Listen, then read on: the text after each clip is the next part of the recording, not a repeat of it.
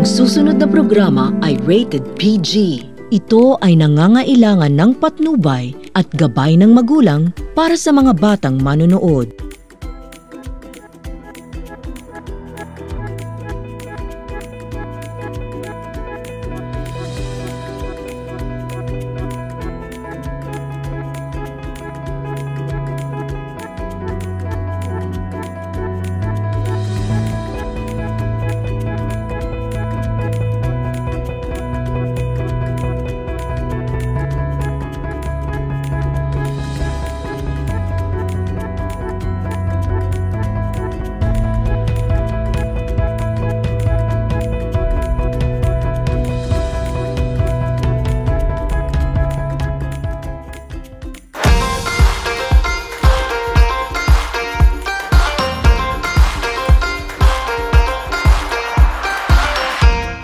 Isang magandang araw sa inyo mga kabiyahe. Ako pa rin ang inyong kabiyahe, Buddy Apple. Isang magandang araw, my dear partner. Ako ang inyong kabiyahe, Jenny. At syempre, bago tayo dumako sa ating bagong bisita, bagong episode, ay i-recap po muna namin yung mga pinuntahan namin ng mga nakaraang linggo. Syempre, dun tayo sa Copti. Yan, Copti. Dito pa rin yan sa lungsod ng Calamba. At syempre, kasama natin doon si Sir Mel Ambrosio. Hi, Sir Mel. Ayan, nakakatuwa na sa kanyang edad ay talaga namang kumbaga ay maganda naman ang kita ng kanyang coffee, di ba, partner? Tsaka partner, nakakatulong party siya sa mga bata kasi natanggap siya ng mga OJT. Yes, oo, halos lahat ng empleyado niya doon ay OJT. So, lahat ng schedule ng mga bata ay talagang kumbaga siya yung nag-a-adjust, di ba? At syempre, bago tayo magpatuloy, syempre sa ating programang My TV6.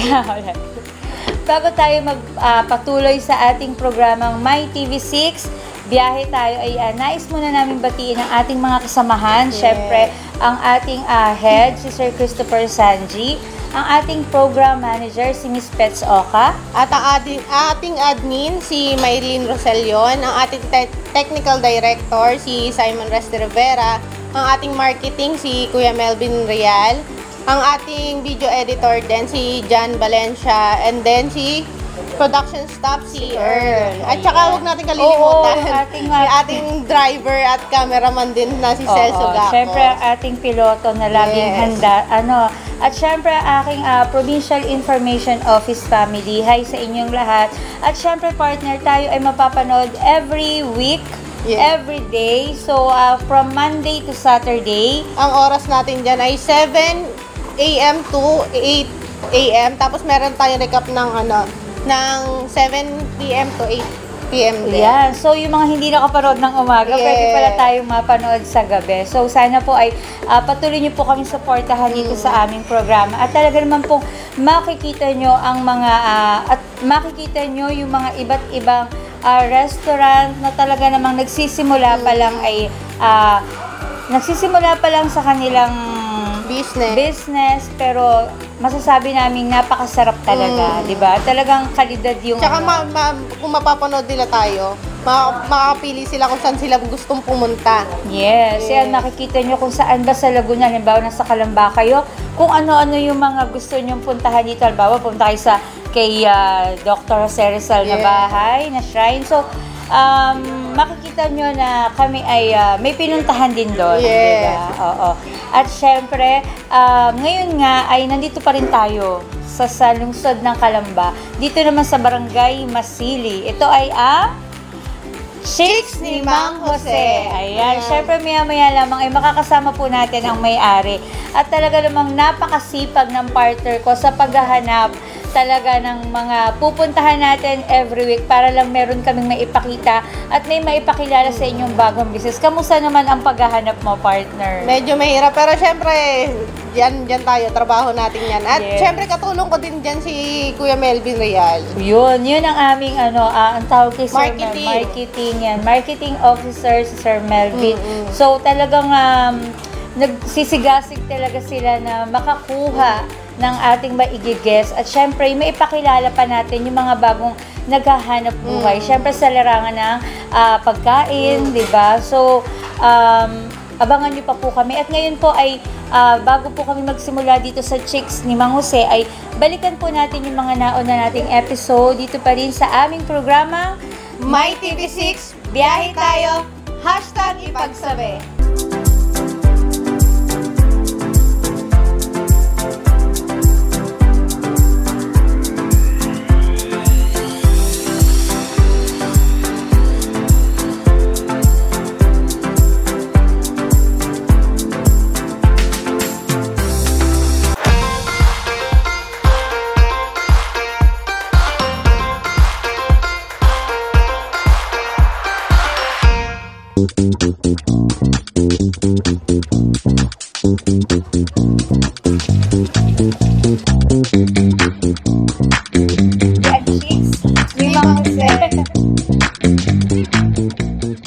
At nagbabalik nga tayo sa ating programang My TV6, biyahe tayo, #ipagsabi. Ako pa rin po ang inyong kabiyahe, Buddy Apple. At ako pa rin ang inyong kabiyahe, Jenny. Siyempre nga, sabi namin kanina, nandito pa rin tayo sa lungsod ng Calamba. At siyempre, nandito tayo sa Chicks ni Mang At Jose. ngayon po ay kasama natin, walang iba kundi ang Chicks ni Mang Jose.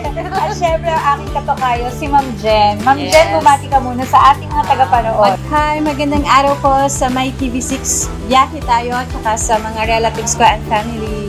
Yeah. Siyempre, dito pa rin sa Barangay sa Barangay Masile. ano po yung barangay mo pong isa? Barangay Sukol. Ayan.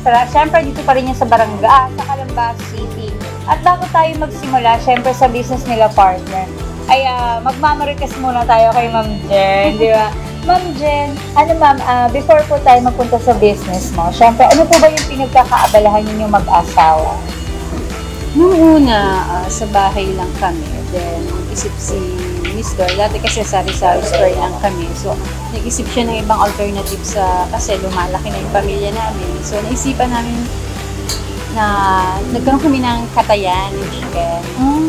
Dito sa aming barangay. So, doon nagmula yun bago kami nagkaroon ng Chicks ni Mang Jose.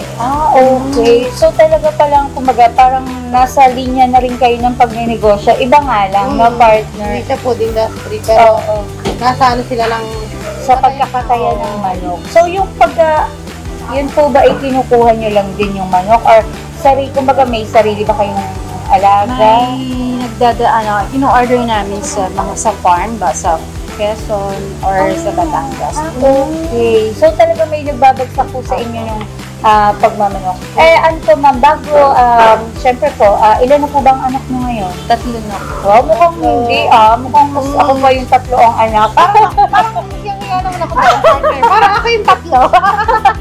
Oo ma'am, kamusta naman yung buhay-buhay nung before kayo magtayo ng business?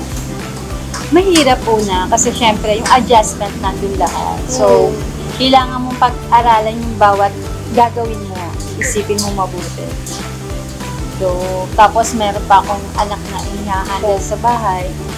Tapos yung oras ng trabaho namin is gabi. Okay, so mahirap talaga partner pag panggabi kasi syempre yung puyat, di ba ma'am? At saka yung hirap na din. Tapos, nung time na yun po ba, sino tumitingin sa anak niya? Mother ko.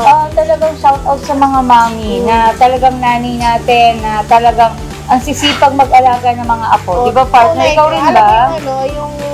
Ikaw yung dati anak kanila, pero hindi sila masyado nakapokus sa'yo. Correct. Pero nung nag-aapo, doon sila Doon sila bumawi. Oo. Tama, sa inyo din po ba? Parang ganun din. So yan, napunta na tayo partner. Kumbaga kasi nagsimula na sila sa katayan ng manok. Siyempre, parang ito na rin yung naging way kung bakit naisipan nyo magtayo ng ganito Chicks ni Mang Jose. So bakit po ba Chicks ni Mang Jose? Kasi Natatawa si ma'am kasi isa yung nasa utak namin lusot. Kasi kung iisipin yung chicks, lalo po yung magiging laro sa isip ng tao. Ma-chicks ba si Mang Jose? Or ano ba yung chicks na chicken? So, mas maganda siya pagka may dumayo na tao. Siguro, ma-chicks si Mang Jose. Oo, pero which is hindi naman. Kasi Opo, si Mang Jose chicken. po ay ang hobby ni Ma'am Jen, di ba? Yes. So, ang sinasabi nga po ni Ma'am Jen kanina, yung chicks ay siya. Yes, Siyempre. yun. Ano ba? Naligaw. Oh, Daligaw Mart, si Ma'am Jen and Chicks, and ang Mang Jose ay ang kanya pong asawa. Ilang buwan na po ba si Mang Jose? Si Chicks ni Mang Jose? Nag-start kami ng July 29. July 29. Mag-1 year pa lang, partner. Mag-1 year na siya. Nakakatuwa naman. Ano naman po, ma'am, matanong ko lang, ano yung naging struggle niya nung magtatayo kayo ng business? Mahirap, syempre. Kasi nung una-una, actually, kami dito unlimited chicken. Nagsimula kami na lahat talaga unlimited. Tapos yung tao namin, 3 lang. So, mahirap para mag-handle agad ng pag maraming customers na pumupunta sa amin. Kasi, syempre, matibili yung order. Merong, kasi kulang kami sa tao. Tapos, unti-unti namin na pag-aralan kung paano namin magagawa na hindi mag-antay si customer ng matagal. Yes, totoo yun. Kasi, partner, pag 3 lang, isang naguhugas, isang nagsiserve, isang cashier. Diba? So, ikaw din po ay hands-on ka din talaga. Kumbaga, kung siguro yung cashier, ikaw na humahawak. Hindi po. Minsan yung sa order. Ang inaano ko po, ako po yung nagtitimpla ng chicken namin.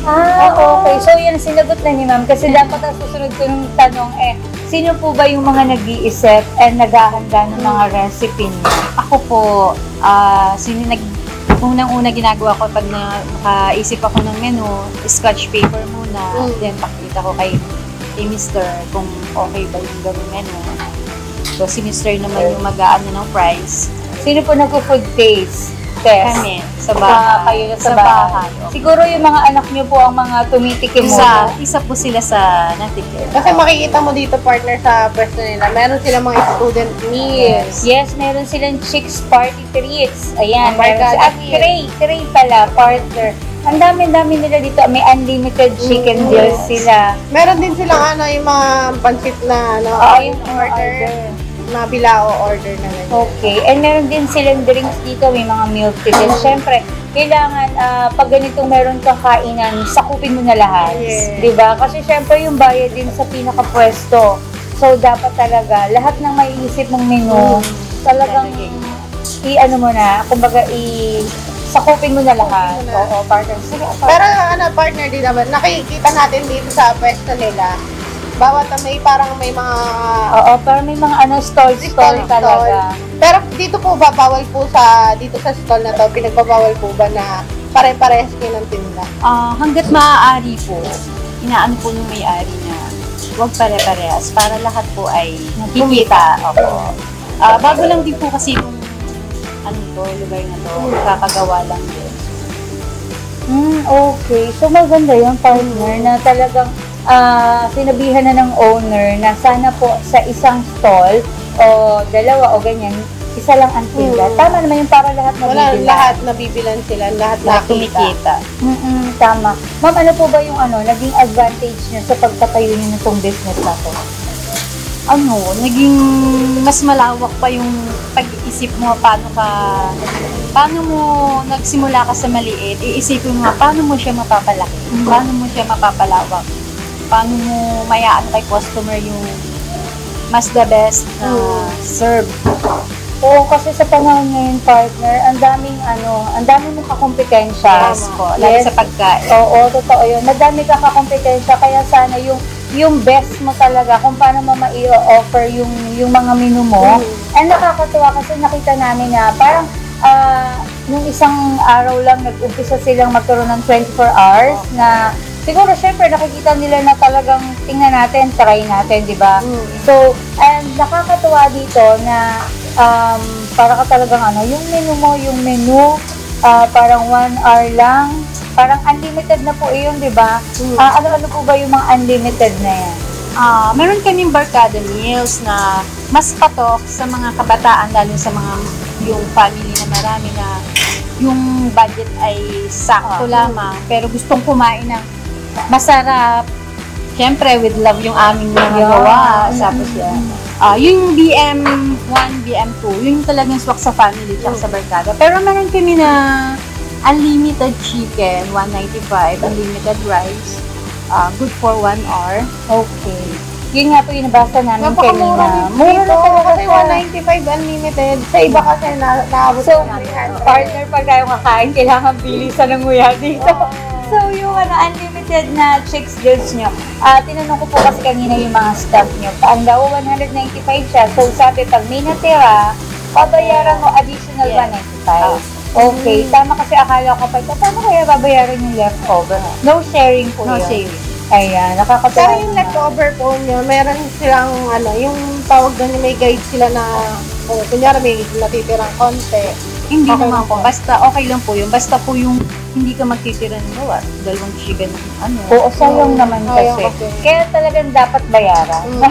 Pero parang ma'am, yung sa 195 na i-add nila sa leftover, mata-take out nila yung tira. tira.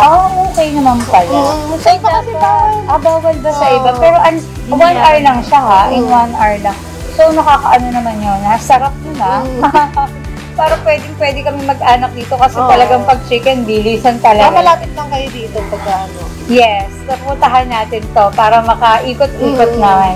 Siyempre partner, sa pagbabalik natin ay makikita na po natin ang iba't ibang putahe ng chicks ni Mang Jose. Dito lamang po yan sa ating programang My TV6, biyahe tayo, #ipagsabi.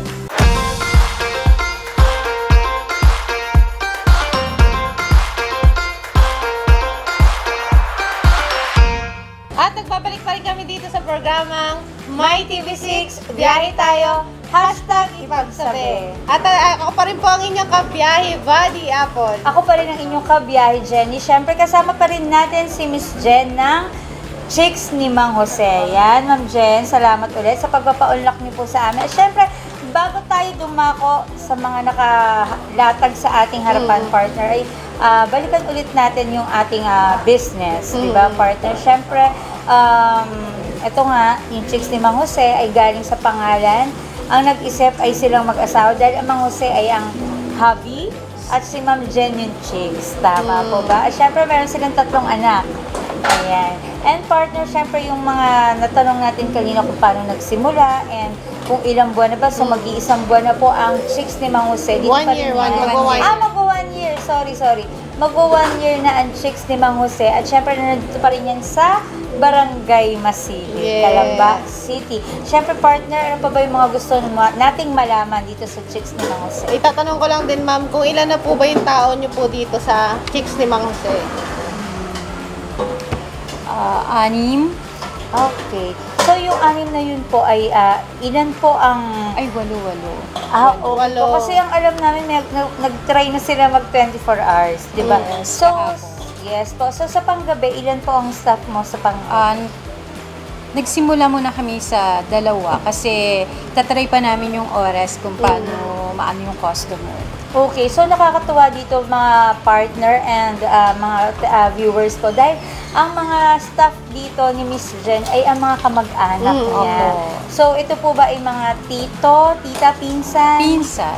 Okay, so paano niyo po ba naisip na mga kamag-anak po ang kukunin sa ganitong hanap buhay? Kasi di ba typical na, alam mo, Filipino, mga kasabihan na sa iba ka nalang magtrabaho kaysa kamag-anak. Pero dito nakakatuwa at nakaka-happy ng puso na family mo yung binigyan mo Kinuha. ng trabaho. Kasi unang-una, may help mo sila. Kung lalo na kung wala silang trabaho. So, kunin mo sila para maisa ka na rin sa katulong para sa kanila. And totoo yun, kasi syempre yung business nyo, tiwala to kailangan eh. Kasi nakakatuwa yun yung chef nyo, si ma'am ang nagtitimpla, and then iba yung nagluluto, iba yung nagsiserve, di ba? Parang kahit wala ka dito sa store mo, yung kampante, yung kalooban mo na mga kamag-anak mo din yun nandito eh. Tama po ba, ma'am? Yan. So, partner yung ating lugar. Sino po yung nag-isip po ng concept na ni Chicks ni Mang Jose? Kaming 2 mag-asawa, pero yung kasagaran na katulad ng logo, si hubby ko talaga yung nag-isip ko. At sa pagkakaalam din ng ating mga kabiyahe, no? Si Ma'am po ay computer, comsci. Oo, so, Napakalayo dun sa pagluluto. pero kasi syempre, once na masarap ka magtimpla, masarap ka Yes. magluto dahil unang-una mo magiging customer ay ang iyong family. Di ba? Lalo na yung mga anak mo. Kasi tayo, syempre, ang unang-una nating patitikimin sa bawat luto nating mga mami, Anak. yung anak natin. And kamusta naman po ang inyong sa mga anak mo? Pag sinabi nilang, okay, mami. Okay. Yun, very good. So talagang pag sila yung nag-judge, wala na patumpik-tumpik, di ba? Yes po. At ayan nga, partner, dumako na tayo sa kanilang mga pagkain. Yes. At speaking nga kasi, sinabi na natin kanina yung mga food. So, Oo. andito yung mga best seller ng Chicks ni Mang Jose. Simulan po natin dun sa ating special na pansit. Bihon. Yan, pansit Ito. bihon. Talagang hindi tinipid. Oo, ang Yes, dami makulay. makulay. Makulay. Ayan ang kanilang pansit with, syempre may toppings Chicken. na chicken. Okay, ayan. Yung panlasa nito, secret na. Kailan Yan madam din yun. yung partner yung sa bila-bilao nila, di ba? So ito yung pansit Short nila. order niyan. Yan, yung mga short order. Good for siguro 3. 3 to 4. 3 to 4 yan pwede. And then ito po ang Chami. chami. So yung chami natin. Tamis anghang. Sarap. Medyo maanghang siya. Opo, may tamis ang Tama po yan. So toppings natin ay parang crispy chicken. Yan. Next po, ang ating fried chicken with soy garlic. yan, ito po yung with soy garlic. Isa lamang po ito sa mga flavor ng kanilang chicken dito. Ano po? And? Salted egg. Oy, Ayan. favorite. Favorite niya. Kaya talagang nilagay namin yung sa side ni Miss Apple. Ayan. Next po yung ating mga Chicken sisig. ayan, yung ating mga chicken sisig. Mama, kasi talagang pag nakakakita ako ng sisig, tinatanong ko talaga agad to. Nagsiserve po ba kayo ng alak dito? Hindi po. Ayan. Yes. So, hindi. Hindi pa. Kahit soon daw, hindi daw. Oo, ayan. Pero nabanggit sa atin ni ma'am na meron siya mga soon na menu na ilalabas dito na kakaiba. Siyempre, kasi ang dami na lumalabas ngayon na bagnet pares, ang dami na lumalabas na kung ano-anong mga, siyempre, yung mga lechon-lechon. So, Oo. dito talaga, manok naman. Yan. Siyempre, yan yung mga java rice nila. Ayan. And meron din sila mga dessert, halo-halo, mais con yelo. Ayan. At marami pang iba, partner. Yes. Kaya kung gusto nyo malaman pa yung mga menu po dito sa Chicks ni Mang Jose, dumayo na kayo dito. Oo, punta kayo dito. Napakaganda pati ng lugar nila. Hindi kayo dadaan-daanan ng mga sasakyan. Yes. Maganda. Sa barkada, sa pamilya, yung mga magti-take out na Mga estudyante. Yan. Talagang merong menu para sa inyo. And magsisimula ka talaga sa 50 pesos. Tingin ko naman sa mga estudyante pa lang, sold na talaga. to. Tsaka dun sa mga estudyante na gustong gumawa ng assignment habang Correct. nakain, may free Pwede. wifi. May free wifi dito, kaya nakakatuwa naman. Yan, saka ma'am, ngayon naman, ay hihinga naman namin kayo ng konting advice, syempre, para sa mga gustong magtayo ng ganitong negosyo. Unang-una, syempre, first kay God, hilingin mo na kung ano yung nararapat na gawin mo, guide ka niya lagi. Then, mahabang pasensya, syempre, unang-una, malawak na pag-iisip. Syempre, lahat dadaanin mo, lalo sa pagtanggap ng customer. Merong customer na masungit, may Yeah. customer na mabait. So, iba-ibang tao yung sasalamuha Makakasalamuha. everyday. So, hindi ka pwedeng magsungit kasi mawawalan ka ng customer. Customers always right. But not Not always. Okay. And then partner, promote naman po. Promote nyo lang po, ma'am. Imbitahan nyo po yung lahat ng mga nanonood natin na pumunta Sa dito. nanonood ng My TV6, biyahe tayo. Pasyal kayo dito sa amin sa Chicks ni Mang Jose. Located lang siya sa Barangay Tramo, Masile, Calamba City. Tapat ng gamutan. Punta na kayo dito para matikman nyo yung iba't ibang menu ng aming store na talaga namang with love ang aming paghain at pag-asikaso sa inyo. At syempre, partner at ma'am, makikita rin sila sa Facebook page. Kung gusto nyo po makita lahat ng menu nila, dalawin nyo po yung Chicks ni Mang Jose sa Facebook page. Ayan. At ito na rin po, ma'am, maraming pong salamat sa inyo. Abangan nyo pa po kami sa susunod na episode. Ako pa rin po ang inyong kabiyahe, Buddy Apple. Ako pa rin ang inyong kabiyahe, Jenny. Dito pa rin po tayo sa ating programang My TV6, biyahe tayo, #ipagsabi.